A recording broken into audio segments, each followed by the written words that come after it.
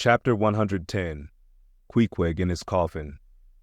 Upon searching, it was found that the casks last struck into the hold were perfectly sound, and that the leak must be further off.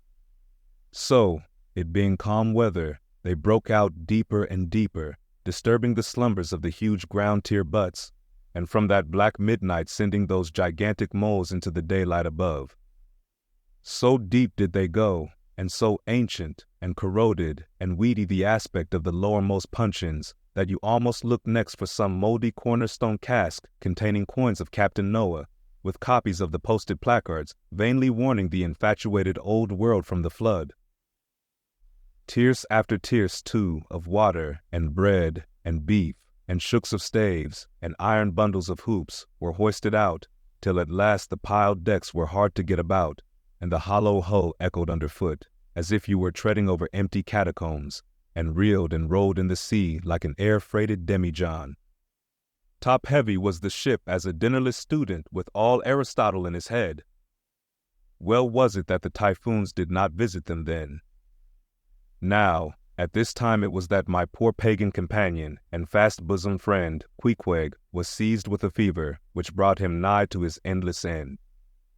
Be it said that in this vocation of whaling, sinecures are unknown. Dignity and danger go hand in hand. Till you get to be captain, the higher you rise, the harder you toil. So with poor Queequeg, who, as harpooner, must not only face all the rage of the living whale, but, as we have elsewhere seen, mount his dead back in a rolling sea, and finally descend into the gloom of the hold, and bitterly sweating all day in that subterraneous confinement, resolutely manhandle the clumsiest casks and see to their stowage. To be short, among whalemen, the harpooneers are the holders, so-called. Poor Queequeg, when the ship was about half disemboweled, you should have stooped over the hatchway and peered down upon him there, where, stripped to his woolen drawers, the tattooed savage was crawling about amid that dampness and slime, like a green-spotted lizard at the bottom of a well. And a well, or an ice-house, it somehow proved to him, poor pagan, where, strange to say, for all the heat of his sweatings, he caught a terrible chill which lapsed into a fever, and at last, after some days' suffering, laid him in his hammock, close to the very sill of the door of death. How he wasted and wasted away in those few long lingering days, till there seemed but little left of him but his frame and tattooing. But as all else in him thinned, and his cheekbones grew sharper, his eyes, nevertheless, seemed growing fuller and fuller. They became of a strange softness of luster, and mildly but deeply looked out at you there from his sickness, a wondrous testimony to that immortal health in him which could not die or be weakened. And like circles on the water, which, as they grow fainter, expand, so his eyes seemed rounding and rounding, like the rings of eternity. And awe that cannot be named would steal over you as you sat by the side of this waning savage, and saw as strange things in his face as any beheld who were bystanders when Zoroaster died. For whatever is truly wondrous and fearful in man, never yet was put into words or books. And the drawing near of death, which alike levels all, alike impresses all with a last revelation, which only an author from the dead could adequately tell. So that, let us say it again, no dying Chaldee or Greek had higher and holier thoughts than those whose mysterious shades you saw creeping over the face of poor Queequeg as he quietly lay in his swaying hammock, and the rolling sea seemed gently rocking him to his final rest, and the ocean's invisible flood tide lifted him higher and higher towards his destined heaven. Not a man of the crew but gave him up, and, as for Queequeg himself, what he thought of his case was forcibly shown by a curious favor he asked. He called one to him in the gray morning watch, when the day was just breaking, and taking his hand, said that while in Nantucket he had chanced to see certain little canoes of dark wood, like the rich warwood of his native isle, and upon inquiry he had learned that all whalemen who died in Nantucket were laid in those same dark canoes, and that the fancy of being so laid had much pleased him, for it was not unlike the custom of his own race, who, after embalming a dead warrior, stretched him out in his canoe, and so left him to be floated away to the starry archipelagos, for not only do they believe that the stars are isles, but that far beyond all visible horizons, their own mild, uncontinented seas, interflow with the blue heavens, and so form the white breakers of the Milky Way. He added that he shuddered at the thought of being buried in his hammock, according to the usual sea custom, tossed like something vile to the death-devouring sharks. No, he desired a canoe like those of Nantucket, all the more congenial to him, being a whaleman, that like a whaleboat these coffin canoes were without a keel, though that involved but uncertain steering, and much leeway adown the dim ages. Now, when this strange circumstance was made known aft, the carpenter was at once commanded to do Queequeg's bidding, whatever it might include. There was some heathenish, coffin-colored old lumber aboard, which, upon a long previous voyage, had been cut from the aboriginal groves of the Lackaday Islands, and from these dark planks the coffin was recommended to be made. No sooner was the carpenter apprised of the order, than taking his rule, he forthwith, with all the indifferent promptitude of his character, proceeded into the forecastle and took Queequeg's measure with great accuracy, regularly chalking Queequeg's person as he shifted the rule. "Ah, poor fellow, he'll have to die now," ejaculated the Long Island sailor. Going to his vice bench, the carpenter, for convenience sake in general reference, now transferringly measured on it the exact length the coffin was to be, and then made the transfer permanent by cutting 2 notches at its extremities. This done, he marshaled the planks and his tools, and to work. When the last nail was driven, and the lid duly planed and fitted, he lightly shouldered the coffin and went forward with it, inquiring whether they were ready for it yet in that direction. Overhearing the indignant but half-humorous cries with which the people on deck began to drive the coffin away, Queequeg, to everyone's consternation, commanded that the thing should be instantly brought to him, nor was there any denying him, seeing that, of all mortals, some dying men are the most tyrannical, and certainly, since they will shortly trouble us so little for evermore, the poor fellows ought to be indulged. Leaning over in his hammock, Queequeg long regarded the coffin with an attentive eye.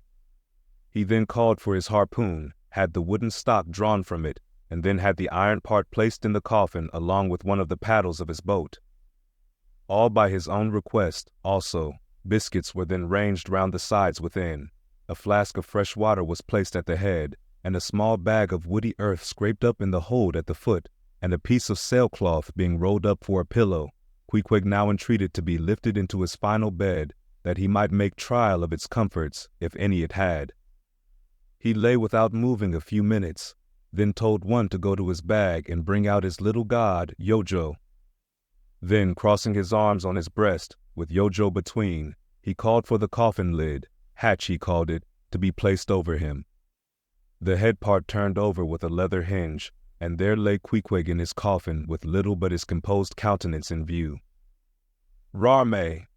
It will do, it is easy," he murmured at last, and signed to be replaced in his hammock. But ere this was done, Pip, who had been slyly hovering near by all this while, drew nigh to him where he lay, and with soft sobbings took him by the hand, in the other holding his tambourine. "Poor rover, will ye never have done with all this weary roving? Where go ye now?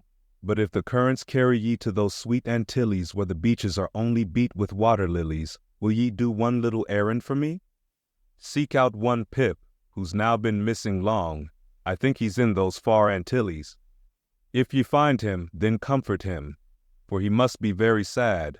For look, he's left his tambourine behind. I found it. Rig-a-dig-dig-dig. Now, Queequeg, die, and I'll beat ye your dying march." "I have heard," murmured Starbuck, gazing down the scuttle, "that in violent fevers, men, all ignorance, have talked in ancient tongues, and that when the mystery is probed, it turns out always that in their wholly forgotten childhood, those ancient tongues have been really spoken in their hearing by some lofty scholars. So, to my fond faith, poor Pip, in this strange sweetness of his lunacy, brings heavenly vouchers of all our heavenly homes. Where learned he that, but there, hark, he speaks again, but more wildly now. Form 2 and 2, let's make a general of him. Ho, where's his harpoon? Lay it across here. Rig-a-dig, dig, dig, huzzah! Oh, for a gamecock now to sit upon his head and crow. Queequeg dies game, mind ye that, Queequeg dies game. Take ye good heed of that. Queequeg dies game. I say, game, game, game. But base little Pip, he died a coward, died all a shiver, out upon Pip. Hark ye, if ye find Pip, tell all the Antilles he's a runaway, a coward, a coward, a coward. Tell them he jumped from a whaleboat. I'd never beat my tambourine over base Pip, and hail him general, if he were once more dying here. No, no, shame upon all cowards, shame upon them. Let 'em go drown like Pip, that jumped from a whaleboat. Shame, shame. During all this, Queequeg lay with closed eyes, as if in a dream. Pip was led away, and the sick man was replaced in his hammock. But now that he had apparently made every preparation for death, now that his coffin was proved a good fit, Queequeg suddenly rallied. Soon there seemed no need of the carpenter's box, and thereupon, when some expressed their delighted surprise, he, in substance, said that the cause of his sudden convalescence was this: at a critical moment, he had just recalled a little duty ashore, which he was leaving undone, and therefore had changed his mind about dying. He could not die yet, he averred. They asked him then whether to live or die was a matter of his own sovereign will and pleasure. He answered, certainly. In a word, it was Queequeg's conceit that if a man made up his mind to live, mere sickness could not kill him, nothing but a whale or a gale or some violent, ungovernable, unintelligent destroyer of that sort. Now, there is this noteworthy difference between savage and civilized, that while a sick, civilized man may be 6 months convalescing, generally speaking, a sick savage is almost half well again in a day. So, in good time my Queequeg gained strength, and at length, after sitting on the windlass for a few indolent days, but eating with a vigorous appetite, he suddenly leapt to his feet, threw out his arms and legs, gave himself a good stretching, yawned a little bit, and then springing into the head of his hoisted boat, and poising a harpoon, pronounced himself fit for a fight. With a wild whimsiness, he now used his coffin for a sea chest, and emptying into it his canvas bag of clothes, set them in order there. Many spare hours he spent in carving the lid with all manner of grotesque figures and drawings, and it seemed that hereby he was striving, in his rude way, to copy parts of the twisted tattooing on his body. And this tattooing had been the work of a departed prophet and seer of his island, who, by those hieroglyphic marks, had written out on his body a complete theory of the heavens and the earth, and a mystical treatise on the art of attaining truth, so that Queequeg in his own proper person was a riddle to unfold, a wondrous work in one volume, but whose mysteries not even himself could read, though his own live heart beat against them. And these mysteries were therefore destined in the end to moulder away with the living parchment whereon they were inscribed, and so be unsolved to the last. And this thought it must have been which suggested to Ahab that wild exclamation of his, when one morning turning away from surveying poor Queequeg, "O devilish tantalization of the gods!" Speed up your reading and enhance your memory with Moby Dick by your side. Choose the tactile joy of a physical book or the convenience of Kindle, and discover a deeper way to dive into this classic. Pairing the audiobook with the text takes your understanding and retention to the next level. Ready to transform your literary experience? Check the link in the description and pick the perfect format for you. With EchoTales Audiobooks, Moby Dick awaits. Dive deeper, read faster, remember more. Get your book now.